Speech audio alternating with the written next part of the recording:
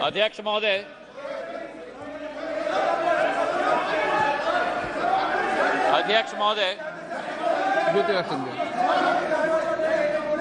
आज मैं अपने एनडीए के गठबंधन को और प्रधानमंत्री जी को मैं धन्यवाद अर्पित करना चाहता हूं कि इस अविश्वास प्रस्ताव पर बोलने का मुझे मौका दिया। लेकिन जो ये दृश्य अध्यक्ष महोदय इस प्रजातंत्र के मंदिर में आज हम देख रहे हैं,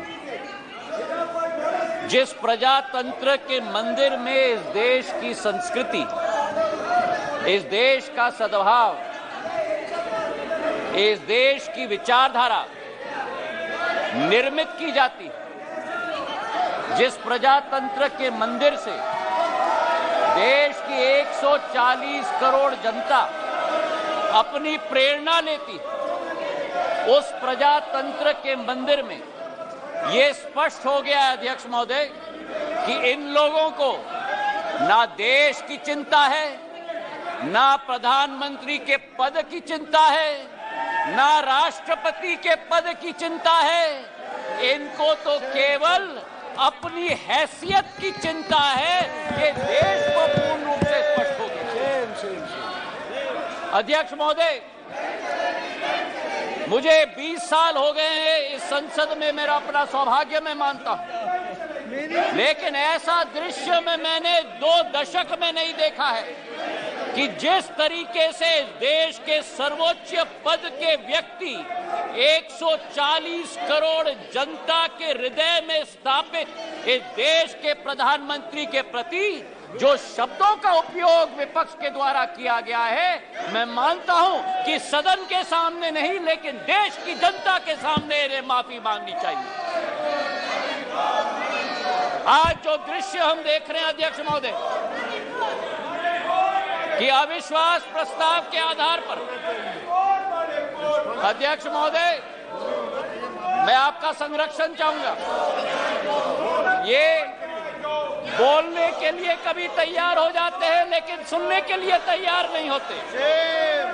ना देश की जनता की ठोक कर 2 बार चुनाव में नतीजा हजम करने के लिए तैयार है, ना सदन की बात सुनने के लिए तैयार है। 17 दिन मजबूर करके स्थगित किया और आज अध्यक्ष सभापति महोदय मैं स्पष्ट करना चाहता हूं कि जो ये लोग मौन व्रत की बात करते हैं, मैं इनसे पूछना चाहता हूं 1993 में जब मणिपुर की जातीय हिंसा में 750 लोगों की जान गई थी, तब तत्कालीन प्रधानमंत्री नरसिम्हा राव जी ने सदन के अंदर मौन व्रत क्यों धारण किया था? इसका जवाब ये दें। और केवल सन 1993 में नहीं लेकिन 2011 में जब मणिपुर में 123 दिन ब्लॉकेड चला, जातीय हिंसा चली, तब उस समय में भी तत्कालीन प्रधानमंत्री मनमोहन सिंह जी ने सदन के अंदर मौन व्रत क्यों धारण किया था? इसका उत्तर भी ये लोग दें। तो सभापति महोदय मैं आपसे पूछना चाहता हूं कि ये अगर दोगली राजनीति नहीं है, ये अगर पॉलिटिक्स ऑफ कन्वीनियंस नहीं है तो क्या है? मैं पूछना चाहता हूं। आज सभापति महोदय लोकतांत्रिक व्यवस्था पर मैं इनको भाषण नहीं दूंगा, लेकिन जो इनकी अवसरवादी सोच है उसका पर्दाफाश पूरे देश के जनता के समक्ष में रखना चाहता हूं। ये जो समूह है I.N.D.I.A.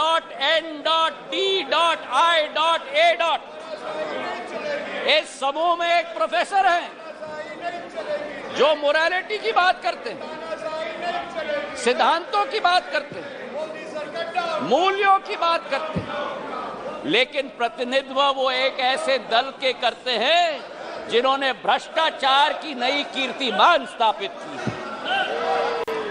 इस I.N.D.I.A. समूह में एक ऐसी समूह की नेत्री है जिस समूह की नेत्री सोचती है कि कश्मीर को भारत के साथ जोड़ना सबसे बड़ी भूल है। ये इनका असली चरित्र है। मुझे लगता है आप बहाना ढूंढ रहे हैं बाहर जाने का। ये उचित नहीं है। ये उचित नहीं है। कार्यकर्ता ने आपने अविश्वास प्रस्ताव लाया, उसका उत्तर सुनिए आप। ये बिल्कुल मर्यादाहीन व्यवहार करना, उसके बाद वॉकआउट करना, ये लोकतांत्रिक संसदीय व्यवस्था की दृष्टि से उचित नहीं है। नो, बिल्कुल गलत बात है ये। आपका इस प्रकार से बहाना लेकर के बाहर जाना, ये बिल्कुल संसदीय व्यवस्था का अपमान है। ये बात कर करके नोट करिए आप लोग, प्लीज। Honourable minister, please.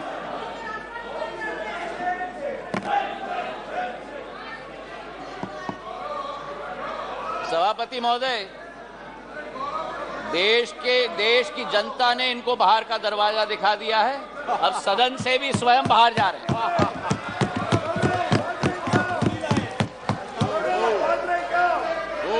इन्हें तो सभापति महोदय अपने अविश्वास प्रस्ताव पे स्वयं ही विश्वास नहीं है।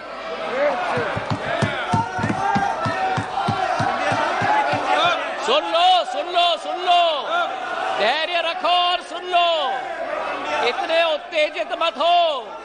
जो देश की जनता ने परिणाम दिया है वो स्वीकार करो। अब सभापति महोदय, इनके जो एक समूह है I.N.D.I.A, घमंडिया समूह, उस समय में समूह में आम आदमी पार्टी के कार्यकर्ता ने स्वयं यूपीए सरकार पर 2G और कोल स्कैम का PI लगवाया, और आज कांग्रेस का हाथ आपके साथ। ये स्थिति अंदर की बात। और वही स्थिति सभापति महोदय हमारे टीएमसी के साथी यहां बैठे हुए थे, जिस टीएमसी के बारे में अधीर दा रोज इस सदन में लपक कर भ्रष्टाचार की बात करते थे, चिटफंड की बात करते थे, अपने संसदीय क्षेत्र में कार्यकर्ताओं की कत्लों की बात कर रहे थे। आज वही कांग्रेस पार्टी और वामपंथी दल हाथ में हाथ उस टीएमसी के साथ मिला रहे हैं सभापति महोदय। तो ये इनकी असलियत है। और जो मैं कहना चाहता हूं सभापति महोदय कि अगर इन लोगों को अपने गठबंधन में एक दूसरे के विरोधी होकर भी सत्ता के लालच के साथ पूरे तरीके से कुनबे की तरह साथ में आ रहे हैं। आरजेडी और जेडीयू की बात करें, लालू प्रसाद यादव जी पर जो रोजगार का आरोप लगाया था, जमीन पर रोजगार का एक्ट का आरोप लगाया था, वो जेडीयू के वर्तमान के अध्यक्ष ने स्वयं सीबीआई को सबूत अपने हाथों से दिलवाया था, और आज दोनों हाथ में हाथ मिलाकर चल रहे हैं। ये संविधान बचाने की बात करते हैं सभापति महोदय, ये क्या अपना ईमान पहले बचा पाएं, उसका उत्तर देश की जनता को दें। आज सभापति महोदय विचित्र स्थिति है। आ गए, ये नाटक कर रहे थे। आ गए क्या नाटक करते हो? आपका स्वागत है। अंदर जाता है। बहुत बढ़िया ड्रामा कर रहे हैं। आपका स्वागत है। आज बड़ी विचित्र स्थिति है सभापति महोदय कि जिनके दिल नहीं मिलते वे दल मिल चुके।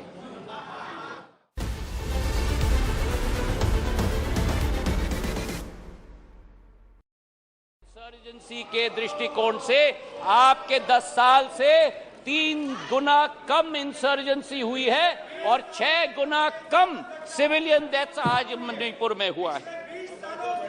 सभापति महोदय, नॉर्थ ईस्ट की जब हम बात करते हैं, नॉर्थ ईस्ट की जब हम बात करते थे 1 दशक पहले, तो चित्र हमारे दिमाग में आता था, हिंसा का चित्र आता था, आतंक का चित्र आता था, अस्थिरता की चित्र आती थी। और उसके पीछे एक कारण है।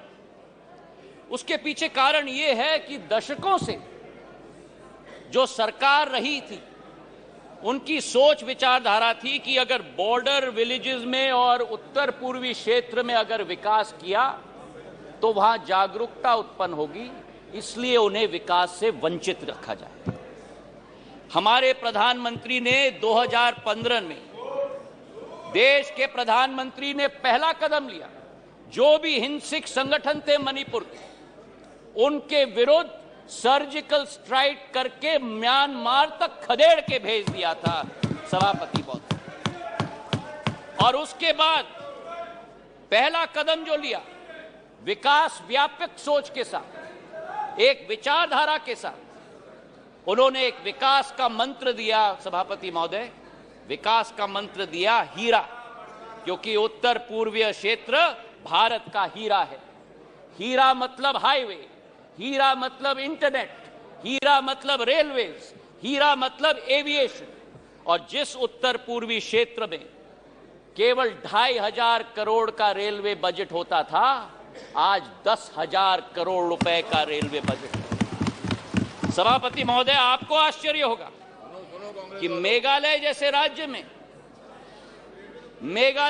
राज्य को 100 साल इंतजार करना पड़ा, जब तक प्रधानमंत्री नरेंद्र मोदी जी नहीं बने, कि मेघालय को अपने 100 साल में पहला स्टेशन मिला जब बीजेपी और एनडीए की सरकार बनी। नागालैंड को 100 साल बाद शोकुवी में एक रेलवे स्टेशन, दूसरा रेलवे स्टेशन मिला।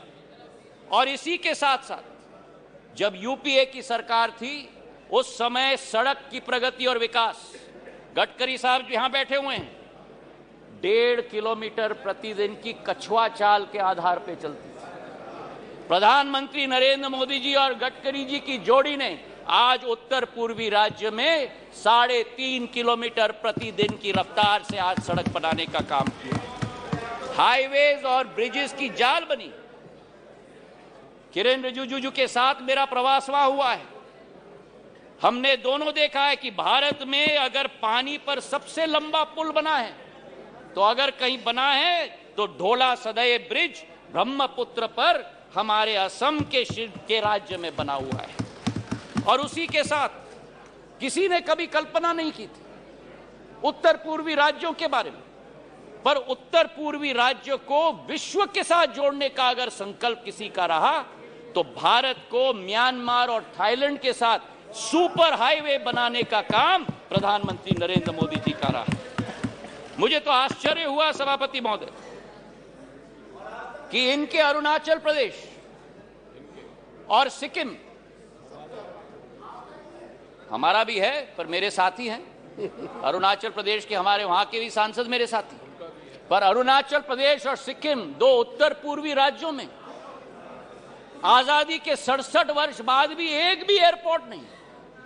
9 सालों में अरुणाचल में एक नहीं लेकिन 3 एयरपोर्ट, तेजू, पासीघाट और होलोंगी बनी है, और सिक्किम में पाक्योंग। जिस अरुणाचल प्रदेश में केवल 9 हवाई अड्डे थे, आज उस अरुणाचल प्रदेश में सभापति महोदय 17 हवाई अड्डे हैं। 17 हवाई अड्डे।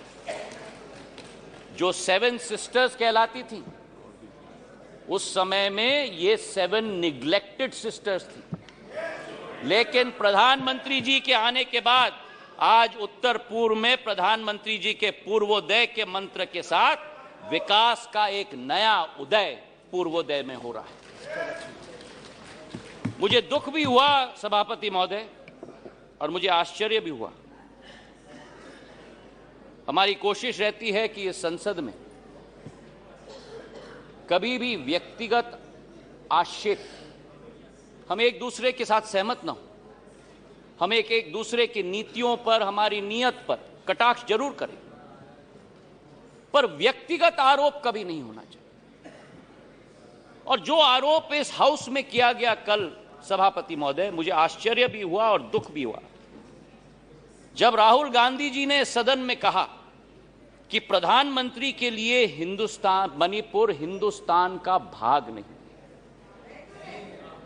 मैं बताना चाहता हूं आपको सभापति महोदय, कि जिस प्रधानमंत्री ने उत्तर पूर्वी राज्य को विश्व के साथ जोड़ा है, जिस प्रधानमंत्री का उत्तर पूर्वी क्षेत्र के साथ दिल का रिश्ता है, जिस प्रधानमंत्री ने भारत के दुश्मनों को उत्तर पूर्वी राज्य से खदेड़ खदेड़ कर बाहर कर दिया हो, जिस प्रधानमंत्री के रोम रोम में भारत माता बसती हो, जिस प्रधानमंत्री ने भारत कश्मीर को भारत के अभिन्न अंग बनाने के लिए अनुच्छेद 370 रद्द किया हो, श्यामा प्रसाद मुखर्जी के सपने को एक विधान, एक प्रधान और एक निशान को साबित किया हो। मैं बताना चाहता हूं विपक्ष को, सभापति महोदय, कि भारत को अलग अलग टुकड़ों में देखने की विचारधारा आपकी है, हमारी नहीं। हमारे सभापति महोदय, बैठो बैठो बैठो, आराम से बैठो। आपने ही चेंज कराया, मुझे कान खोल के सुन लो, सत्य सुन लो, आपने ही चेंज कराया। जिस अब मेरा मुंह मत खुलवाना। सभापति महोदय, जिस अविश्वास प्रस्ताव को ये लेके आए, इसका सत्य देश की जनता के समक्ष होनी चाहिए। जिस तरह से एक एक वर्ग का विश्वास तोड़ा गया है और जिस तरीके से प्रधानमंत्री जी ने एक एक वर्ग का अविश्वास को विश्वास में परिवर्तित किया है, वो सत्य आज इस सदन के द्वारा देश की जनता के समक्ष जानी चाहिए। किसान, सभापति महोदय, इस देश की रीढ़ की हड्डी है। 60% आबादी हमारी कृषि प्रधान राष्ट्र है, लेकिन अगर किसान का पीठ तोड़ने वाला कोई कालखंड रहा तो 2014 के पहले रहा। आज हमारा किसान को समर्थन मूल्य पर्याप्त मात्रा में मिल रहा है, उसकी खरीदगी पर्याप्त मात्रा में हो रही है। आज हमारे किसान कितने उत्तेजित हो रहे हैं। सभापति महोदय, खुजली बहुत आती है, खुजली बहुत आती है।